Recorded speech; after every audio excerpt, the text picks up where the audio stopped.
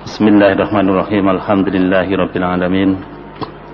Arrahmanirrahim. Maliki yaumiddin. Asyhadu an la ilaha illallah wa iyyahu na'budu wa iyyahu nasta'in.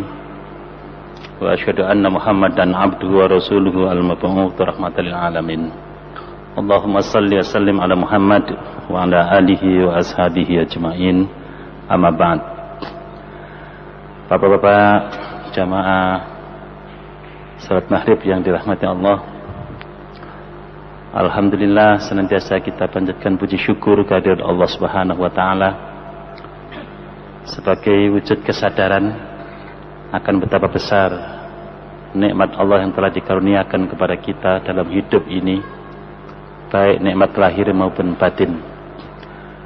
Semoga kesadaran akan nikmat Allah yang telah diberikan kepada kita yang sedemikian rupa mengantarkan kita untuk bisa menggunakan nikmat itu sesuai dengan kehendak pemberinya, sehingga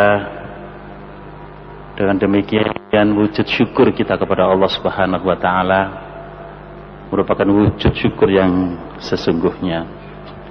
Termasuk kita pada saat ini berada di masjid ini, Allah memberikan kesempatan, kemampuan kepada kita untuk melangkahkan kaki, memenuhi panggilan Allah, mengingat Allah di maghrib ini, merupakan wujud syukur kita yang sempurna di hadapan Allah Subhanahu wa taala. Semoga dengan ini Allah menambah nikmatnya kepada kita semua, sehingga kita termasuk golongan orang-orang yang bahagia dan semakin bahagia dalam menapaki hidup dan kehidupan ini.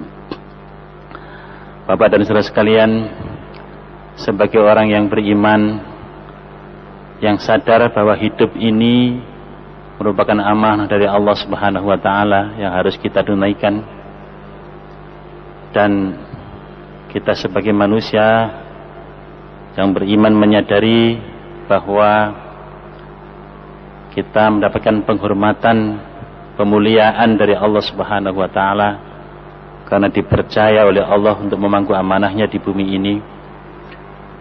Apabila kesadaran ini ada pada kita dan kita berupaya keras dalam hidup kita ini untuk melaksanakan amanah itu sebaik-baiknya, maka Bapak dan saudara kalian, setiap saat kita pasti melakukan evaluasi terhadap perjalanan hidup dan kehidupan kita ini. Apakah dari subuh ke duhur, duhur ke asar, asar ke maghrib, maghrib ke isya, dan isya ke subuh kembali, semua itu merupakan rangkaian kesadaran kita untuk memikul amanah Allah dengan baik, ataukah kita terlena, lalai, dan kita tidak sadar bahwa hidup itu adalah dalam rangka merealisasikan, mewujudkan amanah Allah itu. Karena itu perlu sekali kita salat 5 kali dalam sehari semalam seperti ini untuk mempertegas keberadaan kita sebagai hambanya dalam menjalankan tugas kekhilafahan di muka bumi ini sebagai apa saja, sebagai presiden, sebagai menteri, sebagai gubernur, sebagai kota, bupati, camat, lurah, sebagai karyawan, sebagai pengusaha, sebagai apa saja. Kita sadari bahwa itu semua adalah dalam rangka hanya untuk memberikan pengabdian terbaik kita kepada Allah Subhanahu wa taala, dan kita pertegas setiap saat sehingga tidak ada satu rangkaian hidup dan kehidupan kita yang bukan dalam rangka hanya beribadah kepada Allah Subhanahu wa taala. Bapak dan sekalian, itu penting sekali sehingga kita ini sebelum dihisab kita sudah melakukan muhasabah. Hasibu anfusakum qabla an tuhasabu. Perhitungkanlah dirimu sebelum kalian diperhitungkan kelak oleh Allah Subhanahu wa taala. Maka salat 5 kali dalam sehari semalam merupakan sebuah media, merupakan sebuah sarana bagi kita untuk melapor, berkomunikasi, berdialog ya, kepada Allah Subhanahu wa taala atas perjalanan hidup kita sebagai khalifahnya di muka bumi ini. Ya, apakah betul dalam rangka mengabdi kepadanya? Apakah masih main-main dan lain sebagainya? Hal ini dirasakan bagi orang yang sadar akan amanah bahwa pentingnya sholat 5 kali dalam sehari semalam. sekaligus Bapak dan Saudara sekalian juga untuk mempertegas keimanan kita kepada Allah Subhanahu wa taala. Konsekuensi daripada iman adalah beriman kepada Allah dan Rasul-Nya dan berjihad di jalan Allah dengan harta dan jiwanya. Itulah mereka yang benar imannya. Innamal mu'minuna alladzina amanu billahi wa rasulihi tsumma lam yartabu wa jahadu bi amwalihim wa anfusihim fi sabilillah. Ulaika humus shadiqun. Sesungguhnya yang dikatakan orang beriman itu hanyalah mereka yang beriman kepada Allah dan Rasul-Nya, kemudian mereka tidak ragu-ragu, dan mereka berjihad di jalan Allah ini dengan harta dan jiwanya. Mereka itulah yang benar imannya.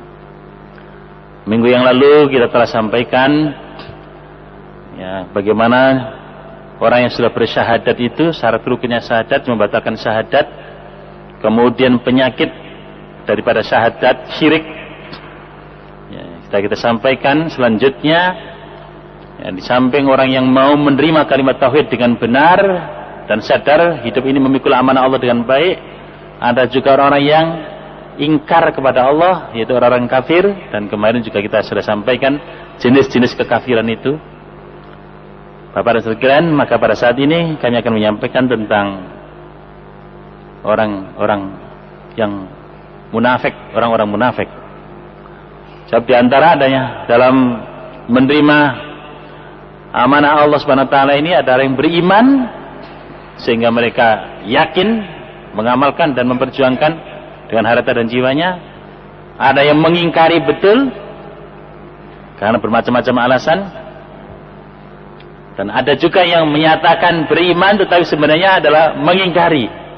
Nah, inilah kelompok apa? Munafik.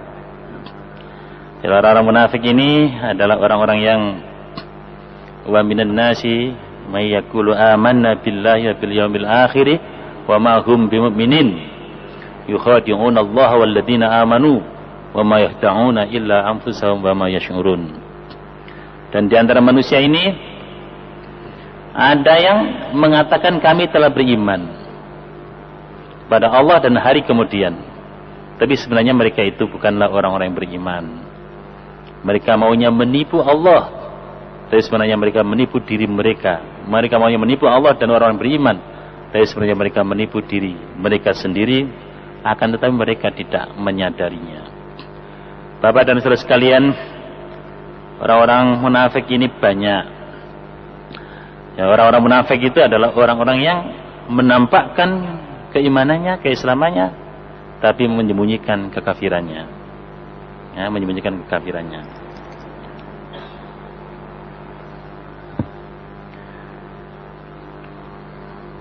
Jadi nifak itu menampakkan apa yang sesuai dengan kebenaran, menampakkan keimanan, keislaman, dan menyembunyikan apa yang bertentangan dengannya, ya, menyembunyikan kekafiran. Jadi siapa saja yang menampakkan sesuatu yang sejalan dengan kebenaran di depan orang banyak, padahal kondisi batin atau perbuatannya yang sebenarnya tidak demikian, maka dialah yang disebut munafik. Nah, kepercayaan dan perbuatannya disebut nifak. Ya. Dan manusia-manusia yang seperti ini ada manusia-manusia yang separuh-separuh. La ilaha ula'i wa la ilaha ula'. Bahasa Jawanya gak ngalor, gak ngidul. Ya, manusia abu-abu, manusia yang gak jelas. Tidak jelas identitasnya. Menjadi tidak jelas juga kepribadiannya. Ya, manusia yang seperti ini, manusia yang tidak punya pendirian yang jelas. Mudah terombang-ambing oleh situasi dan kondisi. Zaman Orde Lama ikut Orde Lama, zaman Orde Baru ikut Orde apa? Baru. Yang penting aman. Yang penting apa? Aman. Itu sekalian, itu orang munafik. Ya, ya, la ilaha ula'i wa la ilaha ula', gak ngalur gak ngidul. Orang-orang munafik ini kalau berbicara bohong. Idza hadatsa kadiba, au kadaba, wa idza wa'ada akhlafa. Kalau janji ingkar, wa idza tumina, apabila dipercaya diberi amanat, khana, berkhianat. Ya, orang munafik seperti ini Bapak dan sekalian, ciri-cirinya. Tanda-tandanya orang munafik itu diantaranya itu banyak bohong. kalau berbicara, banyak ngumbar janji, tapi tidak pernah menepati janji atau kurang menepati janji. Ya, kalau diberi amanat sebagai apa saja, banyak khianatnya. Orang-orang munafik. Orang-orang munafik ini mau enaknya saja. Kalau ada kenduran, dia datang duluan. Kalau ada kerja bakti, dia datang terakhir. Ya. Orang munafik ini kalau ada kenduran, duluan dia. Ya. Ingin nampang di depan, di close up, disiarkan di media dan seterusnya. Tapi kalau diajak bekerja, berkorban, berjuang, tunggu dulu, nyelimpet ke sana kemari. Dan orang munafik itu adalah kita, orang-orang kita ini di tengah-tengah kita. Sholat bersama kita, ngaji bersama kita. Tapi sikap mentalnya seperti itu, Bapak dan sekalian. Begitu orang-orang munafik ini merupakan tantangan berat bagi orang yang beriman. Rasul mengatakan al-mu'minu baina khamsi syada'id. Mu'minun yahsuduhu wa munafiqun yabghaduhu wa kafirun yuqatiluhu nafsan tunazi'uhu wa syaitanun yudilluh. Orang beriman itu akan menghadapi tantangan yang cukup berat, akan menghadapi orang-orang hasud yang pertama. Yang kedua akan menghadapi orang-orang munafik. Munafik yang selalu jengkel, ya, hidupnya selalu jengkel, sakit hati terus. Yang ketiga akan menghadapi orang-orang kafir yang ingin membunuhnya. Kafir. Yang berikutnya akan menghadapi setan yang selalu ingin menyesatkannya. Dan yang berikutnya akan menghadapi nafsu yang selalu menggelincirkan dirinya. Jadi ada 5 tantangan cukup berat bagi orang yang beriman, yang sadar akan amanah, yang hidup dan kehidupannya adalah untuk memperjuangkan tegaknya amanah ini, tegaknya Islam itu. Dia akan berhadapan dengan orang-orang hasud, orang-orang munafik, orang kafir, nafsu dan setan. Dan sekalian, itu ujian cukup berat bagi orang yang beriman. Dan kapan selesainya? Kalau kembali kepada Allah baru selesai. Nah, orang-orang munafik ini adalah orang-orang yang berada di tengah-tengah kita. Nah, di tengah-tengah kita, sholat bersama kita, sama Rasulullah zaman itu. Nah, tapi sikapnya seperti itu, Bapak dan sekalian. Ya, banyak bohongnya, banyak khianatnya. Ya. Banyak ingkar janjinya dan seterusnya begitu. Innal munafiqina yukhadi'una Allah wa huwa khadi'uhum wa idza qamu ila sholati qamu kusala yura'una an-nasa wa la yadhkuruna Allah illa qalila. Sesungguhnya orang-orang munafik itu berusaha untuk menipu Allah. Tidak mungkin Allah ditipu. Kalau dia menipu sebenarnya adalah menipu dirinya sendiri. Wa huwa khadi'uhum. Wa idza qamu ila sholati, kalau dia menegakkan salat, qamu kusala. Mereka menegakkan dengan malas. Malas menegakkan salat. Malas menegakkan hubungan dengan Allah. Malas menegakkan sistem ilahiyah dalam hidup dan kehidupannya. Malas. Enggan untuk menegakkan syariat Allah. Qamu kusala. Yura'una nasa, mereka banyak riak kepada manusia. Ini kalau ada close up, berita, ya diberitakan, ya ingin di depan itu. Bagi orang-orang yang paling berjasa seperti itu, orang-orang munafik. Jadi riya, yura'una nasa, wa la yadhkuruna Allah illa qalila, dan mereka tidak mengingat Allah kecuali sedikit. Itu orang-orang munafik itu.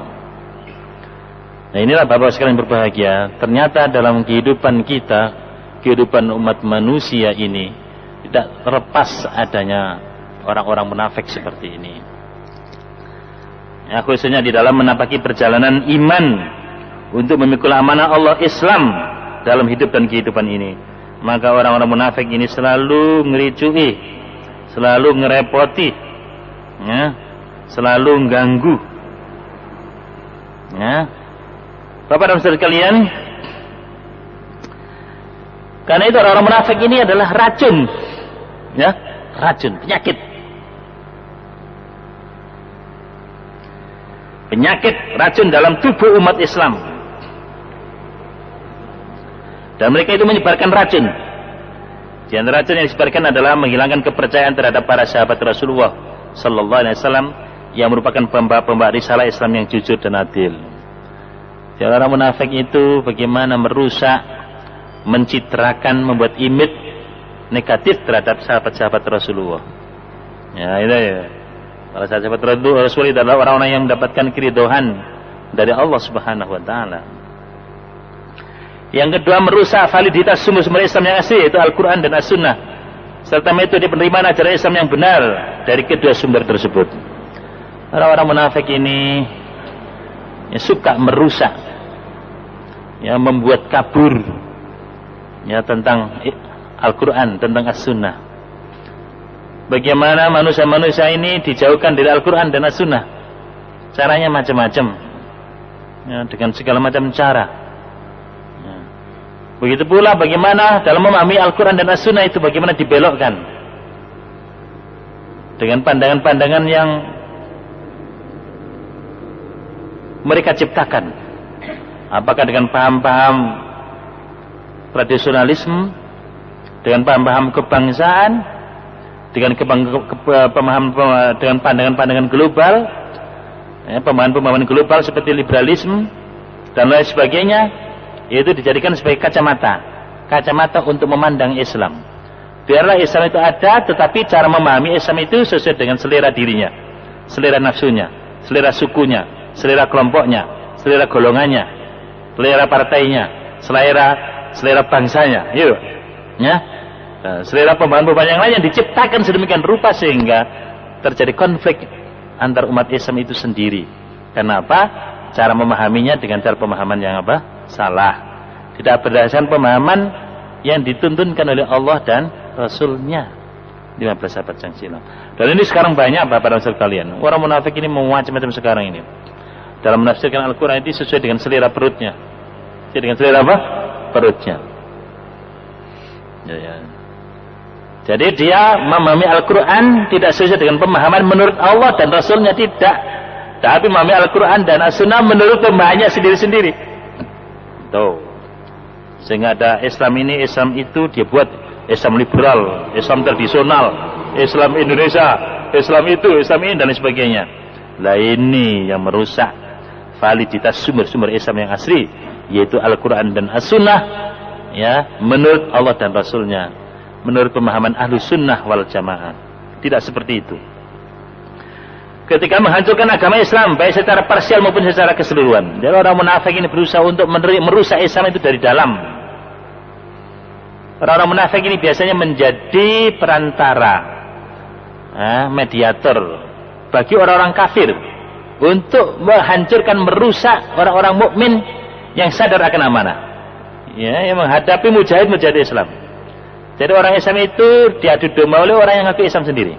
Kan di sana ada orang-orang munafik yang mudah dibeli, mudah digadai, mudah apa namanya? Ya, mudah dibeli lah Bapak. Ya. Jadi kenapa mujahid-mujahid kita enak saja dihabisi orang-orang kafir? Orang-orang kafir tahu bahwa di tengah-tengah orang Islam itu ada orang-orang munafik. Dan orang-orang munafik ini pragmatis. Ya, menghargai ayat-ayat Allah dengan harga murah. Ya, sehingga mudah dibeli orang-orang kafir, baik dengan wanita, dengan harta, maupun dengan kekuasaan. Dan dari sana dia bersekongkol dengan orang-orang kafir itu. Bahkan yang penting menguntungkan dirinya. Menguntungkan apa? Dirinya. Walaupun harus menghancurkan, menghabisi orang-orang yang beriman, ya, menghabisi mujahid-mujahid yang ada ini. Keempat, membatalkan konotasi nas-nas wahyu atas hakikat-hakikat Islam, baik pada wilayah prinsipil maupun non-prinsipil. Pak sekalian berbahagia. Jadi orang-orang munafik ini berusaha semaksimal mungkin, ya, membuat bagaimana seenaknya saja di dalam memahami hal-hal yang prinsip di dalam Islam. Bahkan yang tidak prinsip itu pun juga dicampur adukkan sedemikian rupa, sehingga kita di dalam menegakkan kebenaran ini, di dalam menegakkan Islam ini, ya seenaknya saja. Ya, kadang-kadang dibolak-balik, yang gak prinsip dijadikan prinsip, yang prinsip dianggap gak prinsip. Yang usul dianggap gak usul, yang gak usul, ya, yang gak usul, yang furu' diusulkan. Dan itu karena yang cabang, yang namanya cabang itu mesti banyak. Nah, itu melahirkan banyak pendapat dan itu dijadikan usul sehingga membuat friksi perpecahan di antara kita ini. Angkat tangan, gak angkat tangan saja berkelahi antara orang Islam. Itu Pak, di antaranya gitu Pak. Usali gak usali rame, kunut gak kunut bertengkar. Nah, dan lain sebagainya. Jadi Bapak dan saudara sekalian berbahagia, mereka berusaha keras supaya umat Islam itu nampak bahwa umat Islam itu tidak kuat. Karena apa? Karena imannya, yang diimani itu bukan sesuatu yang pokok dari itu. Yang pokok-pokok tidak diimani, tapi yang furu-furu itu menjadi ya diimani betul begitu. Nah ini ya, sehingga terjadi hal-hal yang sedemikian rupa. Yang usul dianggap remeh, yang furu' dianggap usul. Nah itu ya. Dan ini sudah terjadi sekian lama dalam hidup dan kehidupan kita ini. Kelima, menyebarkan rasa permusuhan dan perpecahan dalam tubuh umat Islam. Itu kerja mereka, mengadu domba, divide et impera, kerja orang-orang munafik ini. Begitulah ulah-ulah mereka, Bapak dan saudara sekalian berbahagia. Pada zaman Rasulullah masih bisa dikendalikan. Masih bisa kendalikan. Ya. Pada masa Khulafaur Rasyidin juga masih bisa, relatif bisa. Ya, itu. Ya, ada sedikit-sedikit karena memang Khulafaur Rasyidin itu manusia biasa, bukan nabi, yang mungkin masih ada khilaf. Karena bukan nabi yang maksum. Maka masih ada khilaf, di situ setan ini masuk. Di situ orang munafik juga ikut bergentayangan. Nah, apalagi setelah itu, ya karena para tabi'in dan seterusnya semakin lama adalah memang kualitas keimanan adalah semakin semakin jauh daripada nabi dan sahabat-sahabat yang pertama itu. Maka di sanalah mereka semakin banyak melakukan ulah, menimbulkan perpecahan di antara kita ini, di antara umat Islam saat itu. Bapak-bapak dan saudara sekalian, oleh karena itu kemunafikan ini, nifak itu suatu yang sangat membahayakan dalam perjalanan jihad untuk menegakkan Islam, dalam perjalanan orang-orang beriman untuk memikul amanah Islam itu. Kemudian jenis-jenis nifak besar. Ada 6 jenis nifak besar, dan bahasa berbagian nifak ini, kemunafikan ini sebenarnya nampak sekali ketika Rasulullah hijrah ke Madinah. Jadi pada saat di Mekah itu masih belum nampak penyakit nifak ini. Penyakit nifak ini menjadi nampak sekali ketika Muhammad Rasulullah SAW beserta sahabatnya hijrah ke Madinah. Ketika Islam sebagai din menjadi sebuah realitas kenyataan sosial. Ketika Al-Quran dan As-Sunnah menjadi landasan kehidupan kemasyarakatan. Ketika kepemimpinan yang ada dipimpin oleh Muhammad Rasulullah SAW. Ketika umatnya, yaitu kaum muhajirin dan ansar, taat kepada Rasulullah dalam rangka melaksanakan Quran sesuai dengan bimbingan Rasulullah di sebuah wilayah Yathrib dan sekitarnya, maka Yathrib dirubah menjadi Al-Madinah Al-Munawwarah. Karena Islam menjadi realitas kepemimpinan, Islam menjadi realitas kemasyarakatan, Islam menjadi sebuah bangsa, menjadi sebuah umat, menjadi sebuah nation. Nah, pada saat itu muncul kelompok-kelompok munafik itu. Nah, itu. Ya, muncul kelompok-kelompok munafik itu. Nah, nifak besar, ya, dalam akidah ada 6 jenis nifak besar. 1, mendustakan Rasulullah secara parsial dan keseluruhan. Jadi dikatakan nifak besar apabila kita mendustakan Rasulullah sallallahu alaihi wasallam baik sebagian parsial maupun secara keseluruhan, secara ijmali. Orang yang beriman kepada Allah dan Rasulnya. Kalau dia memisahkan Allah dari Rasulnya, ya, yang disebut kita ini ingkar sunnah begitu ya, maka itu termasuk mendustakan Rasulullah sallallahu alaihi wasallam. Mendustakan Rasulullah, mendustakan kabar yang dibawa oleh Rasulullah, itu adalah kemunafikan. Jadi kalau ada orang sekarang yang sok pinter, yang menganggap bahwa sunnah Rasulullah itu tidak up to date lagi, tidak sesuai dengan zaman sekarang, sehingga hanya pakai Al-Quran saja tanpa referensi as-sunnah di dalam melaksanakan Al-Quran, itu merupakan orang-orang munafik. Orang apa Pak? Munafik. Dan dikatakan kafir. Kemarin kan ada kufrun nifak. Munafik itu adalah kafir. Ya, salah satu jenis kafir yaitu kufrun nifak. Kekafiran karena dia adalah memiliki penyakit nifak. Karena hakikatnya dia itu adalah kafir. Hanya permukaannya saja yang tampak Islam, tapi hakikatnya adalah kafir. Pak sekalian, mendustakan Rasulullah baik secara sebagian maupun secara keseluruhan adalah nifak besar.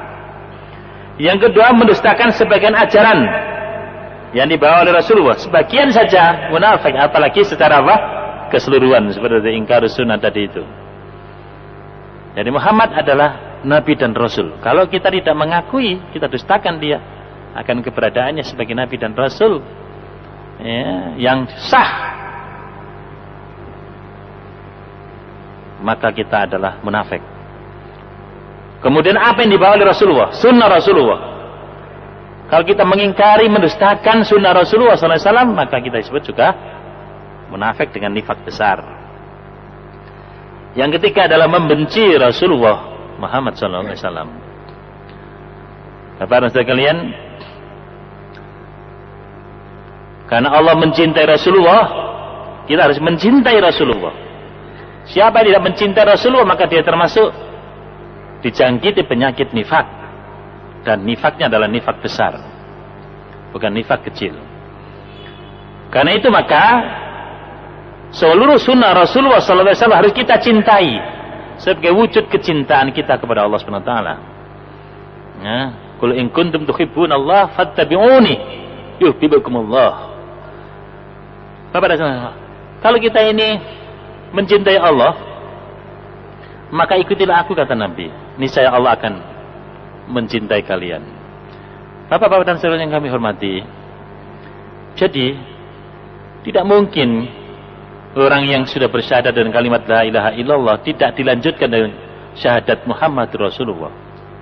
Dan tidak mungkin orang yang sudah bersyahadat dengan dua kalimat syahadat itu memisahkan antara Allah dan Rasulnya, memisahkan antara Al-Quran dan As-Sunnah. Orang yang sudah bersyahadat dengan dua kalimat syahadat ini adalah orang yang mencintai Allah dan mencintai Rasulnya melebihi apa saja. Melebihi apa? Apa saja. Nah, Bapak Rasul yang kami hormati, bahkan Rasulullah itu lebih dicintai daripada dirinya sendiri, dari bapaknya, dari anaknya, dan dari umat manusia secara keseluruhan. Sebagai konsekuensi kita bersyahadat dengan dua kalimat syahadat, maka selanjutnya mestinya penyakit nifak itu hilang dari diri kita, dan ditampakkan diantaranya adalah tidak mendustakan Rasulullah, tidak mendustakan apa yang dibawa oleh Rasulullah, dan tidak membenci Muhammad Rasulullah SAW. Selanjutnya Bapak sekalian, disebut munafik besar, nifak besar adalah membenci sebagian ajaran yang dibawa oleh Rasulullah. Membenci Rasulullah, membenci ajaran, sebagian ajaran saja, itu juga termasuk nifak besar. Ya, nifak besar. Dan yang kelima yang disebut nifak besar juga diantaranya adalah merasa gembira dengan kekalahan agama Rasulullah, dengan kekalahan Islam. Jadi kalau ada orang senang Islam mundur, ya munafik itu. Ya. Kalau ada orang senang syariat Islam nggak tegak, itu munafik, Bapak dan Saudara sekalian. Jadi kalau ada seseorang yang senang apabila Islam mengalami kekalahan dalam bidang apa saja, ya, akidah, syariah, akhlak, ideologi, politik, ekonomi, sosial, budaya, dan militer, dan seterusnya, kok senang Islam tidak tampil, tidak berperanan, maka ini dia termasuk orang-orang yang terjangkiti nifak besar. Kan beda berseberangan dengan orang yang beriman. Orang yang beriman berusaha keras untuk mengikul amanah ini, untuk melaksanakan amanah ini, untuk melaksanakan Islam ini, untuk memperjuangkan Islam itu, dan untuk memenangkan Islam di atas agama yang lain. Begitu sikap dan wujud keberadaan orang-orang yang beriman. Beda dengan orang-orang munafik, merasa senang dengan kekalahan Islam. Yang enam, merasa benci dengan kemenangan agama Rasulullah SAW. Sebaliknya lah ya. Jadi kalau Islam kalah senang, kalau Islam menang tak senang, gembira, tidak bangga. Jadi kalau ada orang nggak bangga dengan Islamnya, nggak gembira dengan kemenangan Islam, ya merasa benci ya dengan kemenangan agama Rasulullah SAW, maka itulah jenis-jenis kemunafikan yang besar. Bapak-bapak dan saudara sekalian yang kami hormati, jadi orang yang pelin-pelan seperti ini, orang-orang yang seperti ini penyakit dalam perjalanan Islam ini. Ya. Bapak-bapak sekalian, Abdullah bin Ubay bin Salul, tokoh yang munafik, ya ikut sholat berjamaah, ikut berperang juga, itu sama-sama itu. Tapi ngerepoti, ngerusui. Tapi karena dia sudah membaca kalimat syahadat, tadi kecor dan sebagainya. Ya, apakah ini dibunuh saja? Gimana dibunuh? Gimana orang lain, orang kafir? Loh, Muhammad membunuh apa? Temannya sendiri, sahabat sendiri, kan repot ini. Nah, karena itulah maka orang-orang munafik ini merupakan musuh dalam selimut. Memang merepotkan. Dan dalam perjalanan Islam, perjalanan Rasulullah dan sahabat-sahabatnya membawa Islam ini selalu ini persoalan ke dalam ini sedemikian rupa. Ya sama Bapak sekalian, kalau kita berjuang membawa Islam dalam kehidupan keluarga kita, dalam kehidupan sosial kemasyarakatan kita, kan ada saja ini.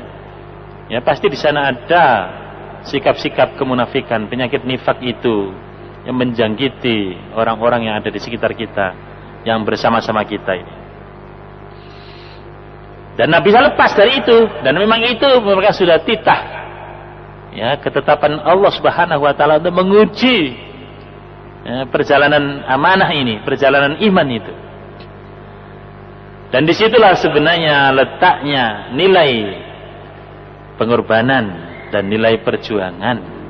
So kalau Islam itu tegak tanpa pengorbanan, tanpa perjuangan, tanpa gangguan, godaan, tanpa rintangan, nggak ada nilainya, bapak-bapak dan saudara sekalian. Ya, kalau ada kemerdekaan diberikan gratis, ya kira itu tidak menarik. Kalau Islam diberikan kemenangan, sudahlah Islam silakan tegak di bumi Indonesia tanpa berjuang, saya kira nggak menarik. Tapi kalau Islam itu tegak dalam kehidupan kita lewat pengorbanan dan perjuangan, menghadapi tantangan dan rintangan, menghadapi orang-orang hasud, menghadapi orang-orang munafik, menghadapi orang-orang kafir, menghadapi setan, menghadapi nafsu dan menang, baru ada harganya, baru ada nilainya. Tuh, baru bahwa surga itu ternyata nilainya mahal, karena bernilai maka pasti membutuhkan pengorbanan dan perjuangan. Orang ingin punya duit saja, ingin jadi gubernur saja, harus berkorban, harus berjuang, ya Pak. Tapi ingin masuk surga dengan Islam sebagai satu-satunya jalan untuk masuk surga, tidak mungkin tanpa susah payah, ya, tidak mungkin tanpa jihad. Am hasibatum an tadkhulul jannata walamma ya'lamillahu alladhina jahadu minkum wa ya'lamas sabirin. Apakah kalian mengira bahwa kalian akan masuk surga padahal belum terlihat, belum nampak di sisi Allah? Mana di antara kalian orang-orang yang jihad dan orang-orang yang sabar? Jadi kalau kita ini belum berjuang, belum berkorban, belum sabar dalam menapaki perjuangan itu, saya kira mimpi saja surga itu, Bapak dan saudara sekalian. Surga yang nilainya tinggi begitu mesti ya memerlukan pengorbanan dan perjuangan yang tinggi pula.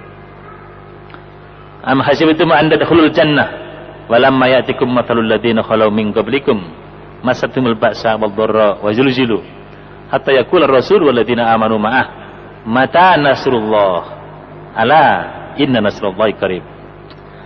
Apakah kalian mengira bahwa kalian akan masuk surga padahal belum datang kepada kalian sebagaimana telah datang kepada orang-orang sebelum kalian?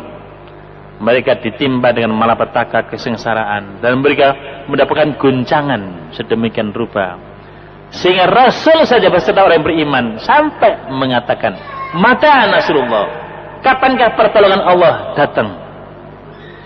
Bapak-bapak dan sekalian, jadi untuk menggapai surga itu akan diuji oleh Allah SWT dengan sesuatu yang sangat berat karena nilainya tinggi, mendapatkan guncangan, godaan, gangguan dan seterusnya sedemikian rupa sampai Rasul dan orang beriman pada saat itu mengatakan mata nasrullah, sampai pada titik sedemikian rupa, pada puncak keguncangan, mata nasrullah, kapankah pertolongan Allah datang?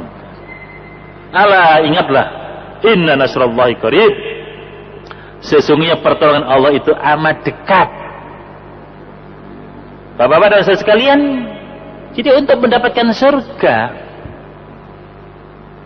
kehidupan yang bahagia, yang kekal selama-lamanya, ya mesti melalui satu pengorbanan dan perjuangan, ujian dan cobaan yang sedemikian rupa, sampai pada titik kulminasi. Baru Allah menyatakan, ingatlah pertolongan Allah itu amat dekat. Dan itu sebagai ujian bagi kita semua. Kalau kita ingin menggapai kehidupan yang bernilai, kehidupan yang tinggi. Dalam rumus kimia yang namanya karbon dengan intan itu dari unsur yang sama.